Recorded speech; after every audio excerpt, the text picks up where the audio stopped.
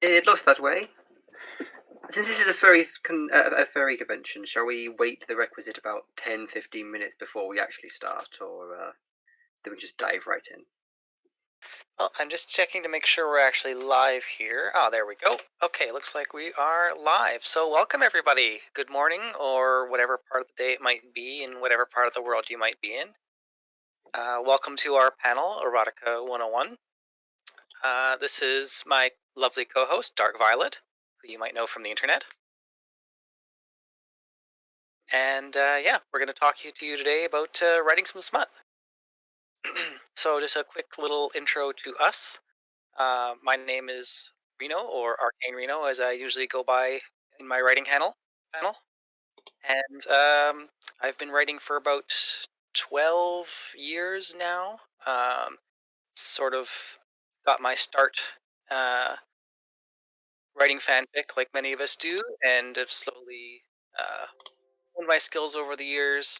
I've done some publishing with Sofa Wolf in their first Hot Dish anthology. I've got a couple works published with Bound Tales and Thurston Howell, slashers, and in one of their upcoming anthologies, Halloween 2. And I've got some other works published outside the fandom, um, and I'm working on a novel slowly. And Dark Violet, why don't you tell us a little bit about yourself?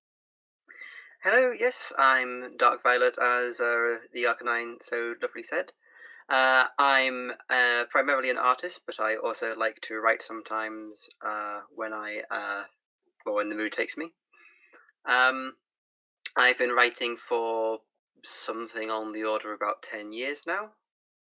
Uh, I've had a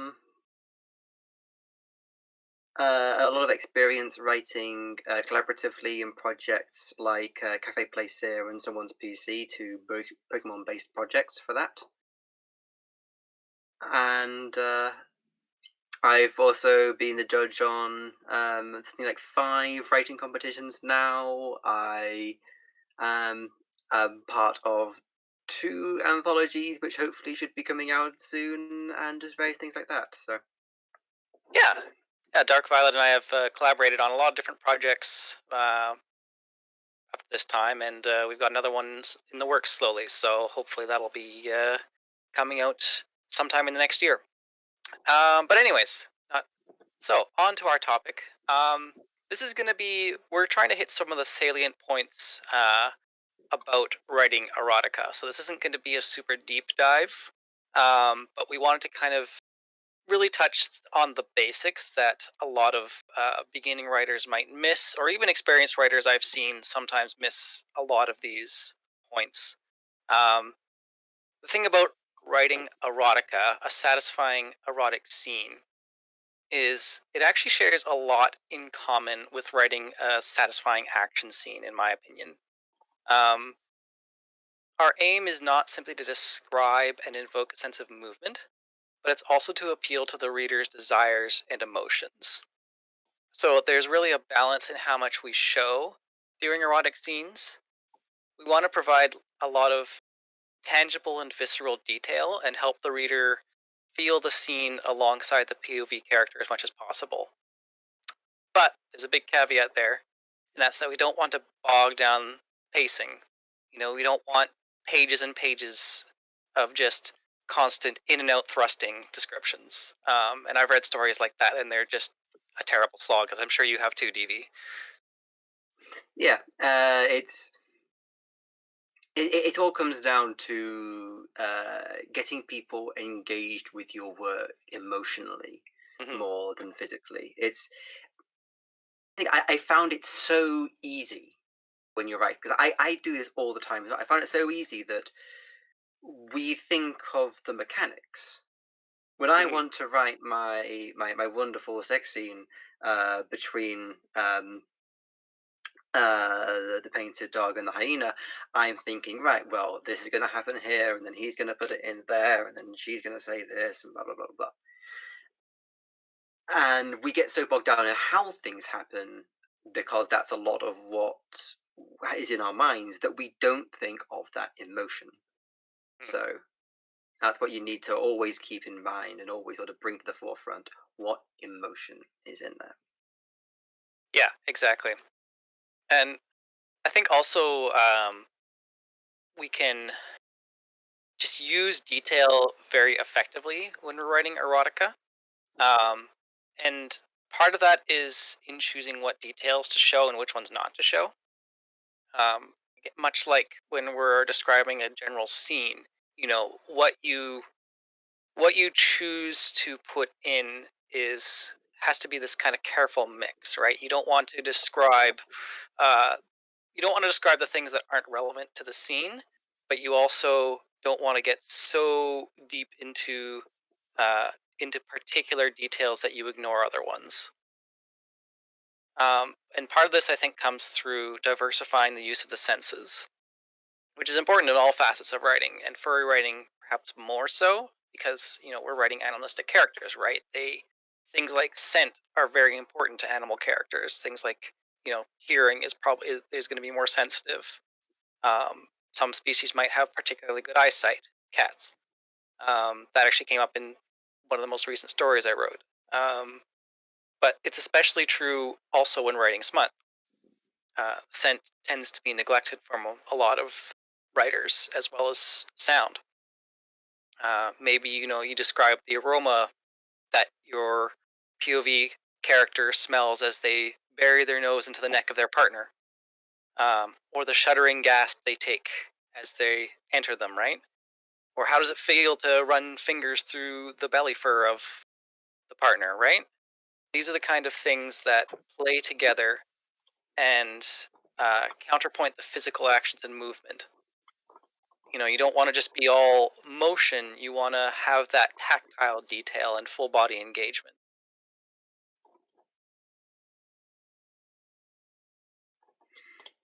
Yeah, it's often been said that smell is a great way to engage memory and feelings. All it takes is sort of one sniff of your like a certain dish to take you all the way back to your mother's cooking when you were a child. Which is a bit of an odd example to give in an erotica panel, but there you go. Um, that's the whole thing. Like if all you're describing is kind of what's going on, what's being seen, you're missing a trick in describing the musty scent of a cock, or the sweet floral notes of a heat being sort of trailing down the corridor, something like that to really envelop you in a story. Hmm. Yeah, exactly. And we're getting some comments in the chat too about animalistic body language as well. Like those are the kind of things that you can really use to your advantage. Like for me, It, one of my personal pet peeves is whenever I read in furry work, like, oh, they blushed, or like, oh, they raised their eyebrows. Like, did they? Did they really? This is a creature with fur. They can't just do that. um, it is lying flat, is sticking up, tail between legs, hunched shoulders. Like there's a lot that can be communicated through the body language of, and it's very vital. I mean, it's one of these things that you don't often realize how vital it is until you don't see it. And there was actually one story I saw recently, which there was no body language in it in the story at all, and I realized I didn't understand what the characters. Well, I didn't really know what to make of the characters mhm.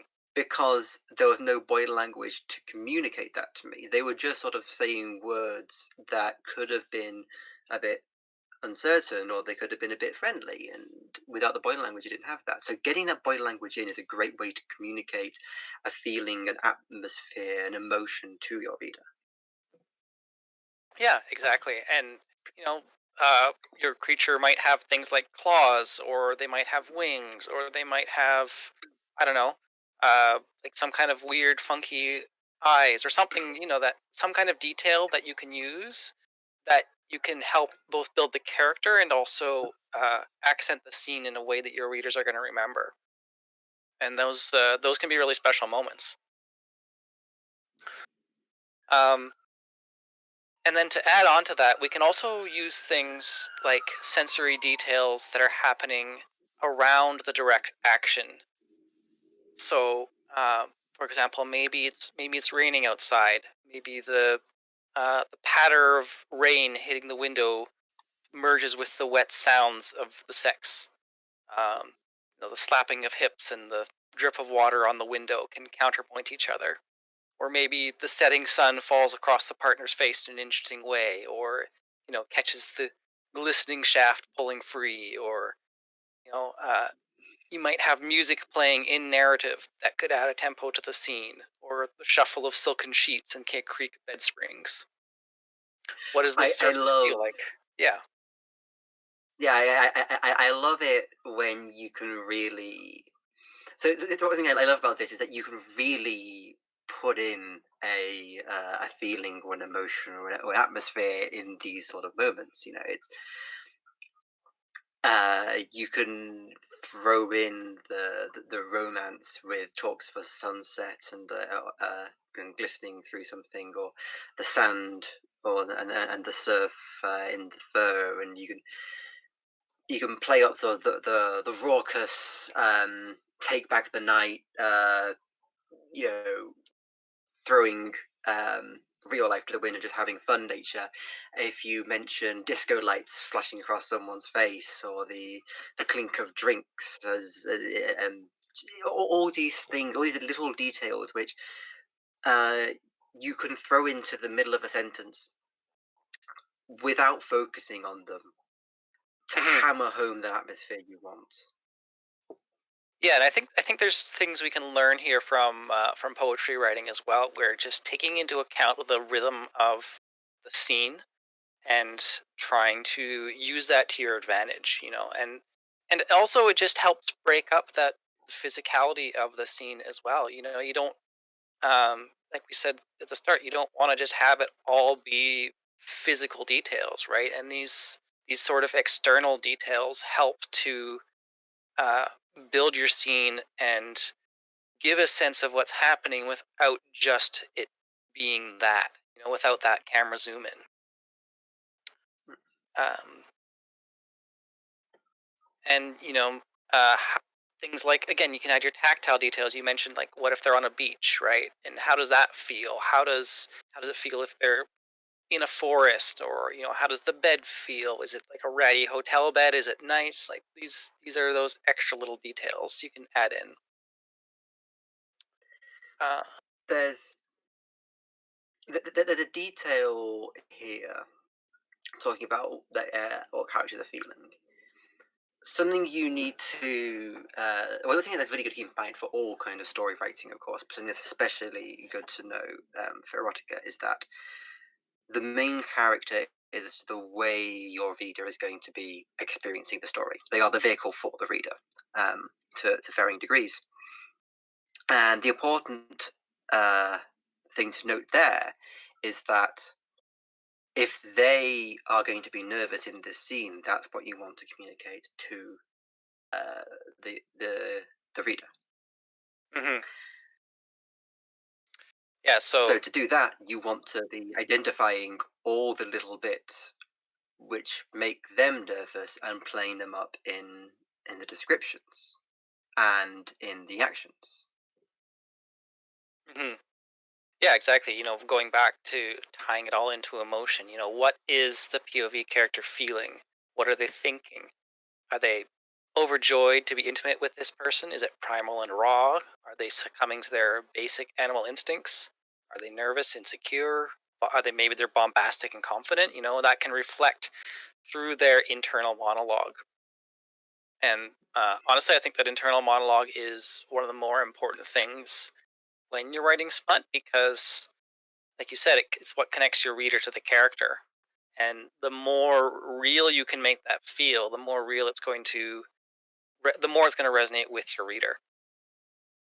Um, Yeah, and the, in fact, I consider this so cool. Like when I write a sex scene, what I like to do is sort of just take that as my first step, not even like further down the line of like, okay, well now this character's feeling this, what do I do? I think this is a sex scene in which a character is feeling um, in love. They are in Mhm. love with the person they're fucking. So what they want to do, what they will be doing is they'll be noticing them. So you want a lot of descriptions about their partner's eyes, about their partner's touch, about the slight smile on their face, about what they're doing to make them feel good. Um, as opposed to if it's one where someone is nervous and unsure about what's going on, they're going to be noticing all the sounds that are going on around them. They're going to be noticing the fangs that are bearing on their partner. They're going to be they're noticing how their paws are trembling. Mhm. Yeah, exactly. Uh, Yeah. there's a good question in the chat here about what about erotica in third person stories? Yeah, I was looking at that as well. That's a great question. And honestly, I think the answer is very much the same. Like your perspective does shift, but for me, when I write third person, it's a very close third person, where that internal monologue just shifts ever so slightly away from first person. Um, Now, if you're writing a more kind of omniscient point of view, what really changes there is that you can bounce off both of your characters. You can cheat more and use both characters' POV to your advantage. Um, if you're in omniscient, if you're in more of a zoomed out third, um, honestly, all you're really going to be doing there is you just have a little bit of extra distance with your character. So, but you can still have those internal thoughts. You know that doesn't change. You still have the. You may not have the sort of stream of consciousness monologue that you'd have with a close third, but you still use those thoughts. You still use those emotions. You just describe them differently. And then there was another question as well I saw here. Oh yes, talking about how sex scenes in erotica tend to be just a little bit too perfect. Yeah, definitely. You know, Yeah, have something weird happen. Have the guy slip out. Uh, have them have trouble making the bits line up. Uh, have them say something weird and awkward because that happens all the time in sex. Like. have an interspecies misunderstanding Hmm. is a good one. It's like, oh, what's that? What do you mean, what's that? You've got this there. Like, what do you mean I've got this there? Of course I've got this there. Doesn't everyone? No. Yeah. Um, it's stuff like that which makes it seem, and not only does it seem more real. I mean, it's fine if it's a little bit unrealistic. Of course, there's going to be a little bit. It's going to be a lot unrealistic. But this doesn't just make it a little bit more realistic. It also makes it interesting. It makes it unique, and it also can show the characters leaping through these little moments as well, which you wouldn't get with a perfect scene. Yeah, and I think it's okay to have like a little bit. It doesn't have to mimic reality perfectly, because obviously in real life, like sex is never perfect. But uh, you want to strike that balance where you're creating of an illusion of reality that feels right for the story. You don't want it to be too perfect, but you also don't want it to mimic reality like a picture. Um, you want to give your reader the sense of satisfaction of having read a really nice and fun scene. And part of that is sort of blurring the lines a little bit and using your writer's magic to make it a little bit more perfect than it would be in real life, but at the same time having that sense of realism.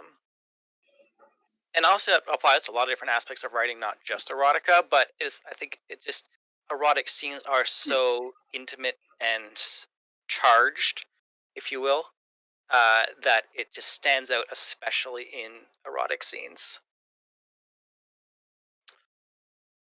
Um, yeah, and talking about realism. That's a really good way of describing that. Sorry, that just Z just threw out. The sex needs to be desirable, not perfect. That is a Mhm. really good way of differentiating the two um, ideas. Yeah, I agree. That's a good summary of it.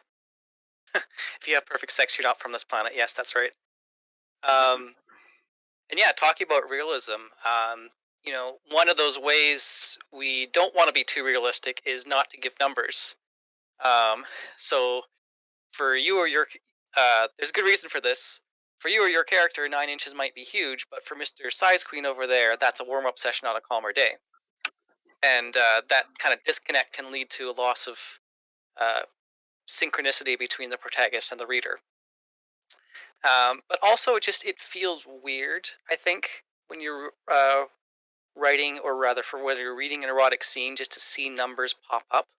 Um, I personally find it a little bit off-putting. But you can still use like general comparisons, like oh, stick is longer than my forearm, or something crazy like that, right? Depending on what you're working with, and a lot of that Yeah, comes down to or POV. yeah, and then you show emotionally as well. Just like uh, if you want to show that something is big, have them aghast, have like the writing go, what? It couldn't be that big, stuff like that. Yeah, it's you can convey so much information about the size, the experience, or whatever, without ever having to say this is exactly how big it is, how many there were, how high things are, stuff like that. Um, Hmm. Another great thing about not giving numbers is that means the especially if you're doing sort of a longer fiction where you have a more developed world, it means the numbers won't restrict you later. Hmm. If you say there are 10 rooms in this house, and then 2 chapters later you're like, I really, really wish I could add this extra room, but I can't because I've numbered all the rooms now, and yeah, it's gonna restrict you. So don't put numbers. Keep that vagary, not only to allow for people's different experiences, but also to allow for your own ability to sort of fiddle with things later on down the line. Yeah, yeah, exactly. Yeah, and I think that point also leads into what we wanted to talk about with POV, which is when you're writing how something feels to someone, you need to think about more than just the specifics. It's very easy to fall into writing facts, like the cock throbbed, the cum was sticky, etc. But you want to push past that a little. You don't want to just tell your reader that the cock throbbed. You want them to feel it throbbing. You want to bring that scene to life in their mind. Now, how do we do that? Well, uh, one way is to avoid self narration. So instead of saying like the cum felt sticky, you might say it clung to his fingers, dripping off in slow, heavy drops. Or um, you might say something like, look at their reactions to how something feels. Yeah, Don't. they this is something again, which going to what I said earlier.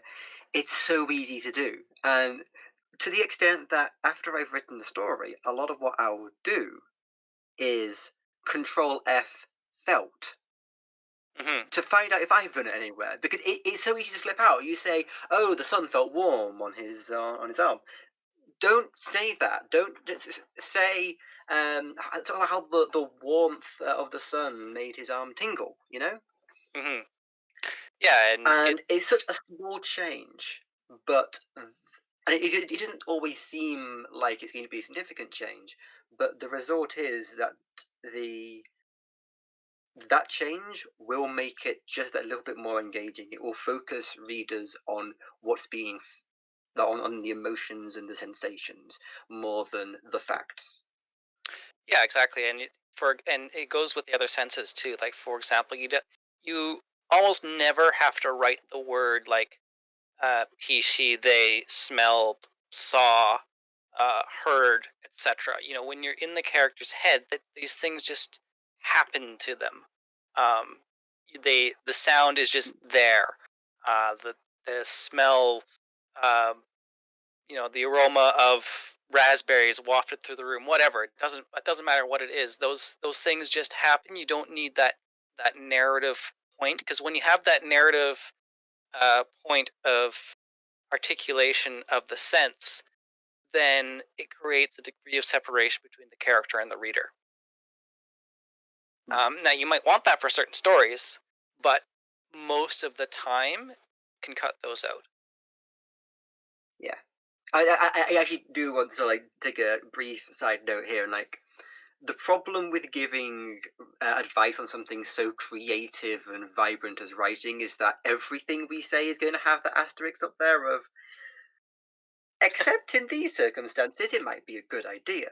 Yeah. um but the thing is it's good to know a lot of the ideas and the tips and the tricks and the rules before you start doing these things anyway, because if you don't know why something is a bad idea or a good idea, um, you can very easily sort of mess it up and not have such an engaging and exciting story because of it. Yeah, exactly. And someone in the chat just made a good point of talking about using different verbs from was, which is the common form of the to be verb in English, and um, that's a really easy construction to fall back on in writing because we learn it very early on, and especially if you come from an academic background, you'll use that quite a lot. It's that sort of reportive voice, and Hmm. it's such an easy verb to use that we tend to default to it when we don't know what else to use. So it's a good one to watch out for. You watch out for what's it's called is this, and how you can look up is this if you want to look for more tips on how to avoid that. But basically, try to be more expressive with your verbs. How do you spell that? Is this Isys. ISYS? Yeah. Um, But talking about showing, we can also go back to feeling again and um, how our characters react to what they're feeling. So if they're plunging into a tight hole, have them don't just say that, have them gasp or grunt. Uh, have their cock twitch in response. Um, you know, grab a tail with both paws clenching hard as their eyes bulge out because it's so tight or because it's such a big insertion, things like that. How are they reacting to Yeah. what they're feeling? If someone bites someone's arm, don't go. Um, the fangs sunk into his arm. He, pain erupted and it felt hurty. Um, that's supposed to be a better sentence. Instead, immediately go. He his arm jerked as it was bitten into. Something like that. Have him suddenly collapse or flinch, or some. Once you think of the reaction first, you can even get a more instantaneous feel to the story. Hmm. Because your writing is happening instantaneously, the reaction's happening instantaneously, it feels more instantaneous to the reader. Right, exactly. Yeah. You get that present tense feel no matter what tense you're actually writing in. Um, and and I think further to that too, we can also use your character's thoughts and internal monologue to your advantage. So rather than the cock was huge, consider, oh damn, that cock is huge. You can add a he thought if you like, depending on how zoomed in or zoomed out your POV is. Um, or, oh God, how is he ever going to take that thing? For the kind of the more visceral response. And it's it goes into how your descriptions can serve more than one purpose because in this scenario we learn something that the cock is huge, but we also know the character's reaction to it, and that's pretty important for all aspects of writing, but again, especially for writing smut. Um, for me, with my Yeah, writing, and sorry, actually, um, for me with my writing, I tend to write such a very zoomed in POV that it's very this sort of stream of consciousness thing. So a lot of it is the characters' reactions, this sort of visceral back and forth where the character will kind of ask themselves questions and sort of respond to their own questions, and you can really use that to build up what they're experiencing in a very in a very reactive way, I think. Mm. And a final point here is, so this is mainly talking about very close third person or first person views where you're showing it from a perspective. Something to remember here is that you are showing it from a perspective, and that means that if someone gets drunk, you want to communicate that through the description as well. If someone gets drunk, you don't just say they were drunk. They walked through the room that had this, this, and this in it, and they talked to this person and big long text, because that's not all those experience when you're drunk. When you're Hmm. drunk, you need to talk about how they moved as if moving through water, the world spinning and rocking like a ship as they stood up. You need to try and put their experience into the text in the description. Hmm. If they're drunk, they're not going to be noticed much. If they're confused, sort of get those questions coming in. If they are scared, let the text be lots of short sentences and exclamation marks, stuff like that, to drive home what is being felt and what these experiences are. Right, exactly. Yeah, you can also use this, like using your internal monologue to indicate the character's mental state can give a lot of information to the reader, even if you never directly state it. Um, for example, I recently wrote a horror story, and I know this has nothing to do with erotica, but uh, I think it serves to illustrate the point. One of my sections had a POV from the killer, and the killer was a psychopath. And part of that is he doesn't see people as people. He and I was able to show that through his thoughts, and without ever actually saying that he's a psychopath, I show that he's a psychopath. Um, just by the way he views people, and um, you can use this in your erotic scenes to just generate information for your reader that you never actually put on the page. So, like you said, if the character's drunk, you have that sort of woozy feel to the text. You have their thoughts; their thoughts aren't clear, and if they're lust addled, same thing. Um, or maybe there's like a hypnotic thing going on. Depends on the kind of story you're writing. But you can uh, have that rhythm in your text that reflects their state of mind. There I've was got a also request in the chat for you to post that story, by the way. well, I can't actually post it because that's the one that's going to be coming out in the anthology from THP later Ooh, this year. Yeah, should be out this exciting. month, I believe. Yeah. Um, I did see an interesting comment here, which was seems easier to write male anatomy than female. Well, the problem here is that we both don't have a perspective, or rather, an inside perspective on female anatomy. So it's a little bit of a one-sided dialogue here from us, but we do have a couple of ideas about that we'll address later. And yeah, I don't know if it's necessarily easier per se, but that we're just kind of giving our perspective on it from that lens. Um, Now, talking about things like anatomy, um, the sort of language you use, I think, makes a big difference in the sex scene. So, if you're trying to convey like a gentle, loving scene, and then you describe it as he bludgeoned her cum dump into submission with his puppy maker, it really kind of breaks the mood. Um, and there's just a balance with language.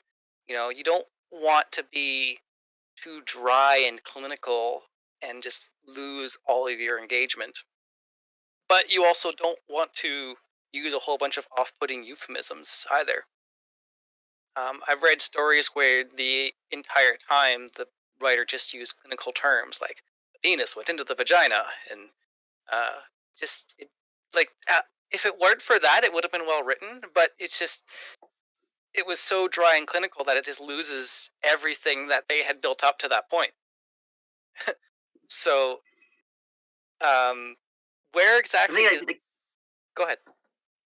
yeah, the problem with this is like there is.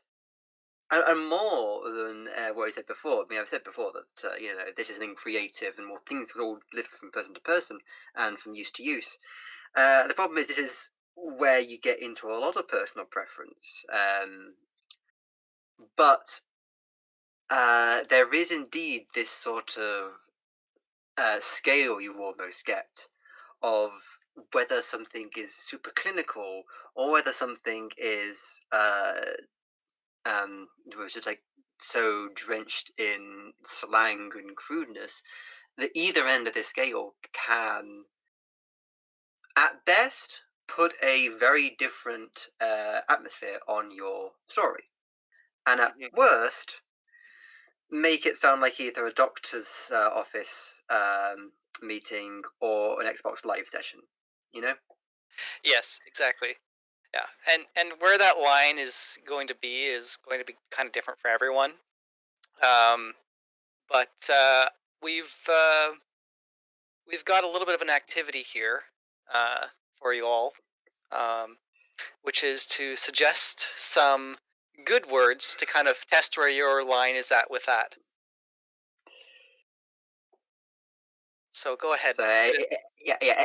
Any terms like you usually sort of erotic terms for sex, either in any form of genitalia, bodily fluids, um, you know, functions, stuff like that. Any of those sort of good terms you like to use or you think is all right, just put them into the chat to really make anyone who's reading over it later very concerned about what's going on.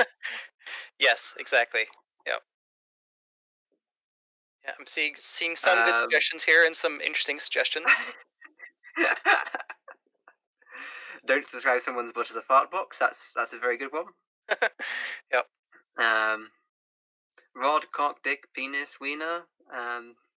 Yeah, yeah, they're pretty good. Yep. Shaft and Shaft length. and length. Yep. Those are ones that, yeah, those are good ones. I see those a lot. Um, Shimmering, pulsating uh, grooves. Yep. Rusty sheriff's badge. Oh pulsating gosh. rusty sheriff's badge. Oh God, no, yeah, I know. Took me a moment. I don't know what shimmering is for, but I like it. I don't know how I'm going to use it, but I'm going to use it. I don't know if that's necessarily specifically erotic, but it definitely plays well into certain erotic contexts. Hmm. Hmm. Turgid. Yep. I've seen turgid before. Did not lend much to the scene. I think it's one of those ones that you can use where appropriate. Yeah, yeah. It only goes into sort of that zone of be careful. Hmm. Yep. Glistening. I love glistening. Member is fine. A lot of the time, what you want to do with some words is not have them stand out, but in fact the opposite. You want them to fade into the background. And a lot of the words, like for example, shaft or member, are ones designed to do that. Yeah, that's a really great If point. Yeah. yeah, if all you want to do is sort of like if you want to focus a sentence to be something else, but you need to talk about the penis in the sentence, for example, then shaft or member is a great one because it sort of it gets across what's needed without it being the focus. If you want something uh, like rod or cock, for example, are probably a bit more in your face about it. Sometimes literally, yes. Um, Yeah. and but yeah, no, it's a really great point. It kind of it's almost like using the bookisms or dialogue tags. You know how said is a default because it is unobtrusive, and you don't want to fall into purple prose when you're writing ever, but especially during writing smut. And the real sort of kind of trashy end of things might not be purple exactly as it's traditionally defined, but it is in the sense of it's calling too much attention to the physical words on the page, Hmm. which is what you want to avoid. Um, we do have a second activity here, which is suggest words that are bad. But you've all been so helpful that Yes. you've yeah, you've jumped the gun at that. So I think we'll probably go into the third one, which is going to be the following. So I'm just going to share my screen because we've made an infographic here, which I'm sure you'll all find very helpful. Hmm. Um, give me a minute to have things work out. Yes, this is a list that we've compounded with the most scientific of uh, message of methods. It's been focus grouped by Uh, a. the most scientific method was go, Oh, okay. It's been focus grouped by an entire two people, the two that you see before you, yeah. and Um, yeah, vigorously tested. the scientific method, just so you know, the scientific method was half of our planning session for this meeting, sitting here writing down words. So look at it, tag yourself. I personally am Cream. Um, also, though, like this is entirely like mine and Reno's view on it. It is just for fun. If you see your words off far to one side for your own liking, don't worry too much about it. But there is the idea that there is this scale from one side to another, and you want to stay in generally the same place in the scale for a certain mood. Yes, exactly. So hopefully this will come up on Those bits of the screen scale here. are just um, Yes, I see. I I believe see. I do have an image link somewhere that I can. Yeah, maybe we can also just drop the link in chat as well if it's not going to I'm work looking on at the Twitch. I screen realised here. my wonderful screen sharing. Yeah, Um, yes, I also wanted to respond. So there was a response to my Purple Prose comment. Well, the thing about Purple Prose is um, it's not just about writing pretty per se. It's not that to say pretty writing is bad or detailed writing is bad. When I say purple prose, it's when the prose is just detracting from the story and the writing. I don't want to delve too much into that because that is a rabbit hole, but you can, if you do some investigation into that term, you'll find out more about what I mean.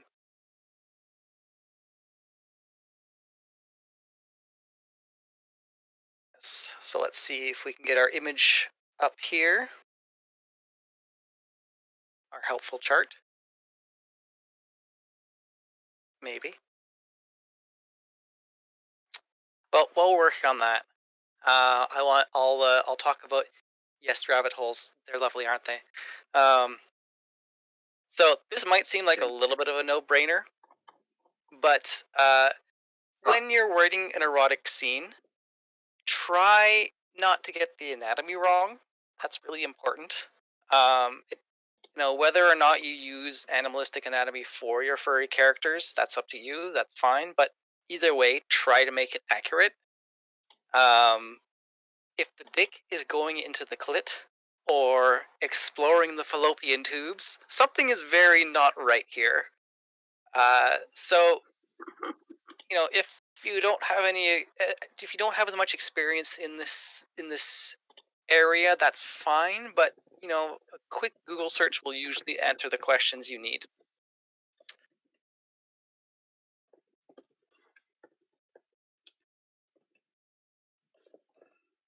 I have dropped a.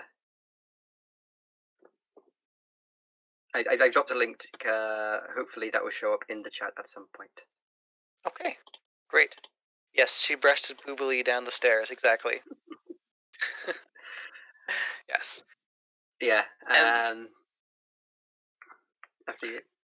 okay, uh, just for fun to talk about things like getting anatomy wrong or using inappropriate language in erotic scenes. You can look at things like r/men writing woman. It's a good one, or a wonderful podcast which I'll let DV introduce. Yes, a great podcast for this is My Dad Wrote a Porno.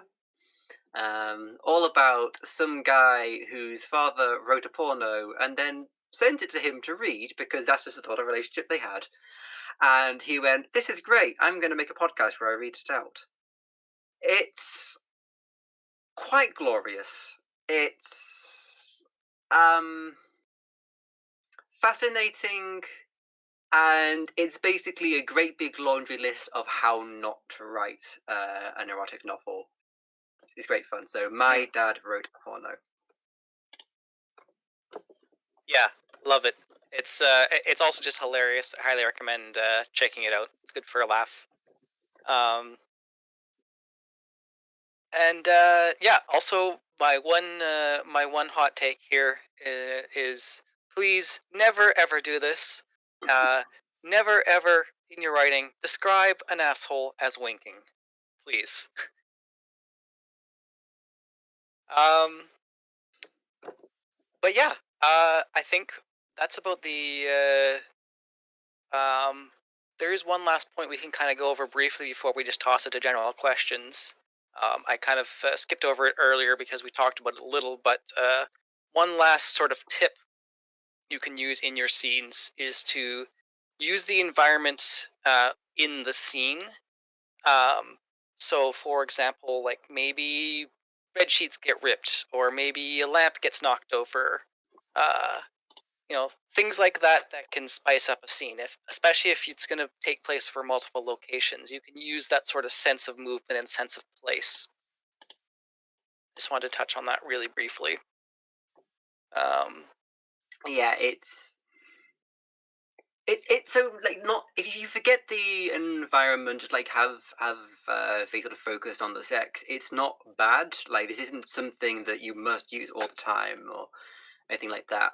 But it's just really good at hammering home a lot of fun nuance and fun uniqueness and an atmosphere as well. You know, having them hang on to branches that are breaking a particular rough bit, or having the water running down someone's hair, or having the bed sheets rip. They always rip, but like it's just a great sort of way to show intensity. You know, they always rip in your it's stories. That's yeah, yeah.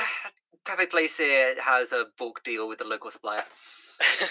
Um, it's just a lot of things you can do to just sort of have a bit more description and have a bit more engagement with the world around you and make all your scenes that little bit different and that little bit spicier and more fun. yeah, exactly. Yeah. Uh, but yeah, I think we'll toss it out to some questions and see if anyone has anything else for us. Chat's been wonderful so far about giving us Hi. extra content. Just gonna Oh, scroll indeed, back indeed. here. You're all really engaged. It's fantastic to see. Yeah, yeah. Thanks everyone for helping make this feel I'm just like gonna. a in-person event.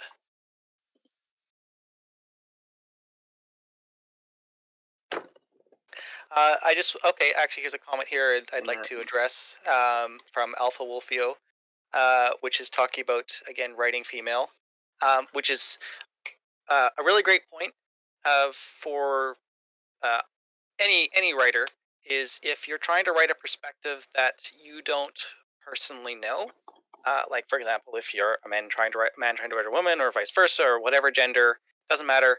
If you're trying to write a perspective that is unfamiliar to you and you don't feel well, no matter how you feel about it, but just try to get a little bit of information from someone who has that perspective.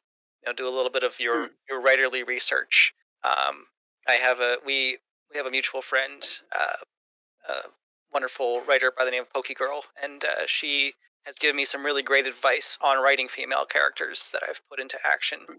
And it's definitely it's helped me both better understand that perspective and be able to portray it more realistically in my work. Yeah, and you have to remember that writing. I mean, like, writing in general, but even writing erotica is not a small community worldwide. Like, not even in the furry community, not even in the online community, not even in the world at large. So even if you don't know anyone of the particular gender or experience that you are wanting to portray, you can go online and you can. There's going to be like 100 Tumblr threads out there of Mhm. things to know when writing X character, or things to know when writing this profession, or stuff like that. So you don't know anyone, you're just a bit too socially awkward to do that. There's going to be plenty of resources out there to really do that. Mhm. And like, if you manage to do that, you can make your work just like so much more interesting to, uh, yeah, at best, a whole half of the population that's going to be reading it. Yeah, exactly. Yeah. Another question from Z Shadowfox. Um, is there anything in erotica you'd like to see more of in general? Um, hmm. I think. I think for me, the one thing I would like to see, and I think the furry community actually does this a lot better than the general sort of um, erotica community at large, which is more bodies that aren't traditionally attractive. You know, this is obviously it's sort of an issue in society in general, but like it reflects in erotica as well. Of like everyone's like this perfect Adonis of desirability and sort of traditional attractiveness, and people can be beautiful in every sort of way. Like try and draw on that. Like give us representation of people that aren't traditionally attractive and write them as desirable. That's perfectly good. That's perfectly fine. To, to add on to that, I think the writing is actually one of the best vehicles for that, because in art, for example, if you're drawing someone who's not traditionally attractive, then there's not. It's very difficult to sort of get around that because it's a very visual medium. Right. But if somebody is not traditionally attractive in writing, remember what we said before. Writing is about emotion. Writing is about feelings, Hmm. and so that's what you can sort of you can show that someone is beautiful on the inside fantastically, because that's what you're supposed to be writing about anyway. Right. Exactly. Yeah. Yeah. And I think also just having more protagonists that are not traditionally attractive is just good for representation is in general, right? Like Mm. um Uh, uh as no one. no, as I think, I was gonna go to different things, so you finish. Okay. There was another question I wanted to jump into, which was from Ty Card, which is, "What's the cringiest thing you've ever written?"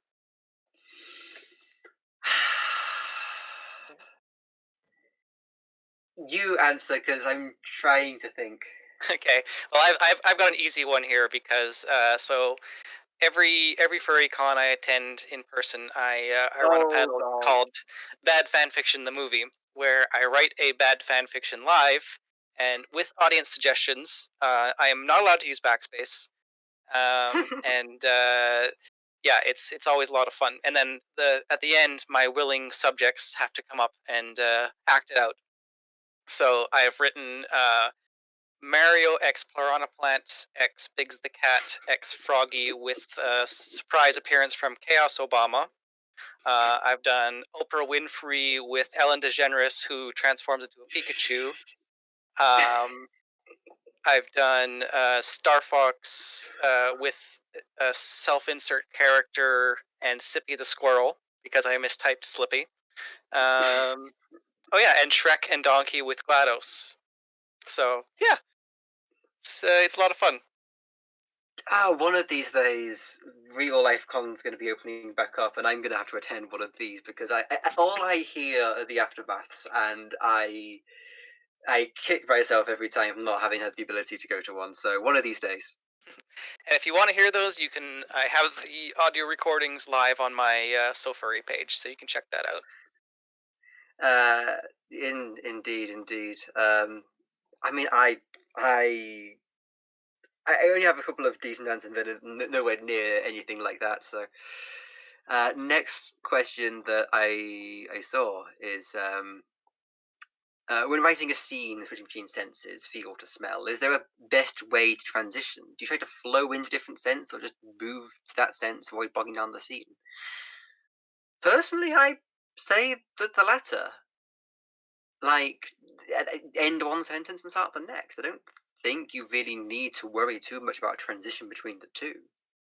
Yeah, I agree. I think they're just details that you add without really a you don't need to demark them so much. You don't need to like have a paragraph on smell, have a paragraph on hearing, etc. You can just go like Mm, 1, 2, 3, um, yeah, sort of deal.